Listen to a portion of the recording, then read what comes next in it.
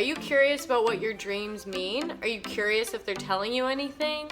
Are you having crazy dreams about your teeth falling out, buildings burning and crumbling around you, driving a car where the brakes are giving out, it's out of control, or your house flooding, or your legs not being able to work? Well, this may surprise you, but these are all very common themes in dreams. Today I'm going to share with you 3 tips or 3 insights on what dreams are trying to tell you, what they mean, and how you can control them.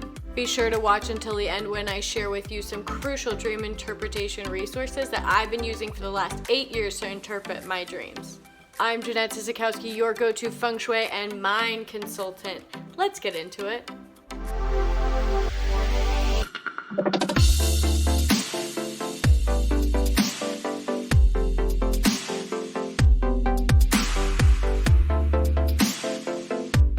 I've been interpreting my dreams and looking into what my dreams mean now for almost 8 years, if not more. And when word got around, people from all over, all of my friends, all of my clients are asking me for insight on what their dreams mean. So I have heard all kinds of dreams. People want to know what the different dreams mean, what the symbols mean, why they're having recurring dreams. But when people come to me and ask me questions about their dreams, they barely remember any of it. So the biggest mistake I see right off the bat is people don't remember or journal about their dreams. How many of you have had a recurring dream where your teeth are falling out, or a car that you're driving is kind of a car, kind of a recliner or a couch, and it's spinning out of control? These messages are trying to tell you something. That's why it's important for you to record your dreams. It's important for you to write down what your dream was about and what happened in your day the day before, what's going on that day that you wake up, or what is something that is a big event happening around the time of this dream. Because here's what normally happens. People come to me and they're like, oh my gosh, I have a presentation in an hour, I've got a meeting, I've got so much going on, but Jeanette, I had the craziest dream last night, all of my teeth are falling out, and now that I think about it, I've had this dream now for about a week. And you all know how I feel about teeth, so if they've seen my YouTube video about teeth and their floor plan, they're like, does my feng shui show me that I'm gonna lose all my teeth this week? Comment below, oh yeah, I can relate to having a crazy dream while also being stressed about a million other things going on. The good news is your dream isn't a bad omen for something that's going to happen in the future, or a prediction. Prediction dreams are a much different type of dream. Prediction dreams and seeing into the future are much different in how you're in a dream, how you view the dream, but that's a video for another day. When you have a nightmare or a bad dream, or even a good dream, it's typically your subconscious talking to you. It's your subconscious and your brain filtering through different emotions, different events in your life, different people in your life, and it's filtering out while you're in this REM relaxed state. So here's the first thing you can do with your dreams on how to learn from them, how to get some insight on how you're feeling, and how you can have better dreams if you've been having a lot of bad ones. Journal. Now hold on before you think, oh, that's just more work to do. I don't like journaling. I've tried it in the past. I don't want to. You don't have to journal your whole life, but keep a journal close to you so that when you wake up and you have one of these dreams, you need to immediately write it down before the day sets in. Then as you're writing down about the snakes and the cars and the teeth and the mammals and the dogs and all the crazy stuff that was in your dream, you start to become intrigued. Like, what triggered this? What would trigger this? What do I have going on this week where this would happen? Or you write it down once, and then in a few days later, if you have the dream again, you're like, I wonder what was going on last week and this week that's similar to where I'd have this dream again. You start to see patterns in your dreams over time, which gives you insight on how to control situations in your waking life. For example, if you have a lot going on, maybe you're starting a new business and for months you have dreams about buildings around you crumbling and burning down and crashing and you trying to get out. Well, the way you handle your situation in your dream gives you insight on how you feel in real life. You might be stressed. Starting a new business is a big deal. There's a lot going on. But did you know that crashing, burning buildings sometimes means leveling out and a new start? And if you're navigating these buildings confidently and excited and in control, even though chaos is happening around you, that actually means that in your real life you have control over the situation and you're just going through some chaos before the reward. Or maybe you have dreams about feeling smothered, not being able to use your voice, in a corner, being in a room where nobody can see you, but you're there and you know it, but nobody can hear you or see you.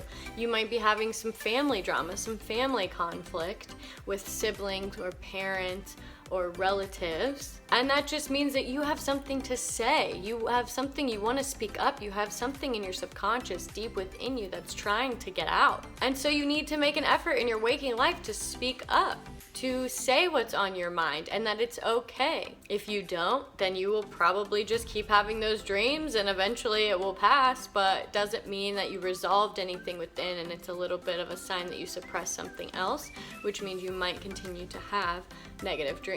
Remember, at the end of this video, I'm sharing with you some great resources on how to interpret these dreams, and so you would know what those burning buildings or that not being able to use my voice, not being seen, what those dreams mean.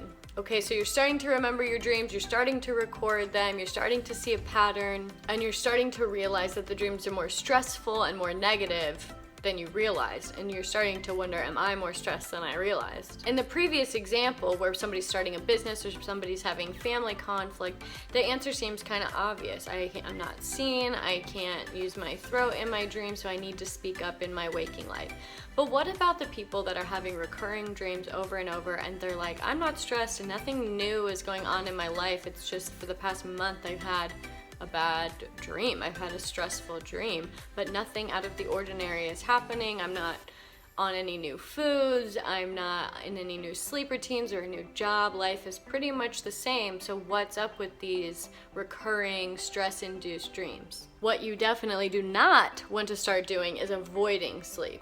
You might be so sick of having negative dream over negative dream over negative dream. You're so tired of waking up feeling like shook or angry at somebody that didn't even do anything, but they were angry in your dream. But you definitely do not want to start avoiding sleep. You do not want to avoid REM, deep sleep cycles. Because in those deep REM cycles of sleep, your dreams actually are helping you work through deep psychological stuff while you're asleep. It's kind of like self-induced therapy. These emotions are sorting out. The emotions are being separated from the event because you're asleep, so you don't have a feeling, you're just observing the event. But then when you wake up, you're feeling that emotion. But when you're in that dream and when you're sleeping deep, deep, deep, it's separating itself. The brain is separating the emotions from the event. And so it's important to keep having these deep REM sleeps so your brain can kind of sort itself out. And then it's important to journal and in the morning be like, what is my brain, what is my dream trying to tell me that I need to fix so that I can heal from within? And it's good news, right? That our brain helps us out while we're sleeping. Our bodies can heal themselves and our emotions are our teachers and we can learn so much from them. Comment below 111 if you are so with me. So the second thing you can do, in addition to journaling your dreams, if you're having a lot of stressful dreams, but like I said, nothing new is changing, no new job, no new diet, nothing new, but you cannot shake these stressful dreams, let's check out your feng shui. What is on, around, under, behind, below, around your bed? Do you have one of those headboards that has storage compartments in them? What do those look like? Do you have Kleenexes, food wrappers, old water bottles, random coupons, pieces of paper? Is it chaos above your head in your headboard? Clean that stuff out. That stuff does induce chaos and does block us from gaining more energy and restorative energy while we're sleeping. If you have an iron rod headboard with the spokes coming down sharp towards your head, that is a big no-no in feng shui. It's like a piercing energy that's going straight to your head. So you want a solid wood or upholstered headboard. That solid wood upholstered headboard is good for extra support, extra restorative sleep. And then you also need to check what's going on under your bed and around your bed. Is there a lot of storage? Is there a lot of boxes? Is there a lot of chaos? A lot of memories being stored under the bed? You need to clear it out. Push it aside, get rid of it, find a home for it, get it out from under the bedroom so that you can have more beautiful dreams. You want your bedroom to be as calm, neutral, and relaxing as possible. Okay, so You are recording your dreams, you are journaling, you are in a clean bed with a solid headboard. Those dreams are starting to be more fun and more positive. Did you know that you have about 4 to 6 dreams a night, depending on how many REM cycles you get in? That's a lot of little fun adventures if you have a clean zen bedroom that you love, your waking life is stress-free. You can have some sexy rendezvous in your dreams or some dreams straight out of Willy Wonka.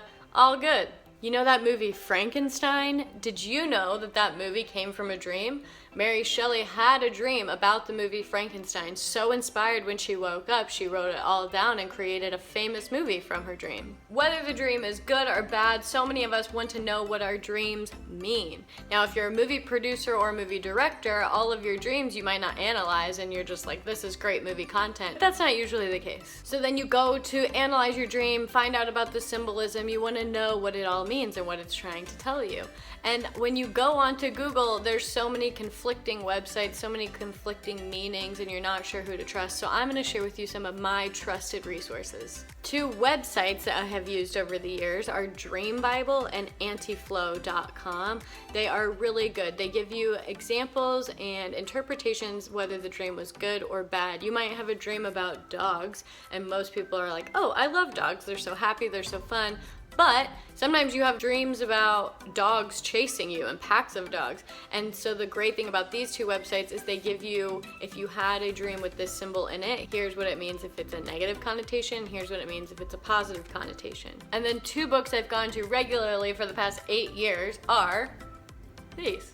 Both of these books are by Jillian Holloway. She has her PhD, and quite frankly, I've never checked on what her PhD is in because these dream interpretations are so on point. Likely something in psychology. This first one is the complete dream book of love and relationships. So this one is good for when you are in a marriage, in a relationship, in a long-term partnership. And then this one is like my Bible. The complete dream book. Discover what your dreams reveal about you and your life. You can see here I've got all the tabs.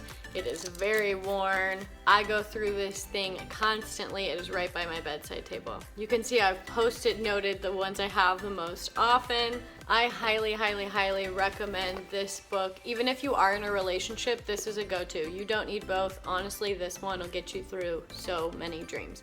And if it's not in here, then both of those websites are really good to look at. Thank you so much for watching. I am so grateful that you guys are here. I hope you have so much fun journaling about your dreams. I hope you learned so many insights about yourself.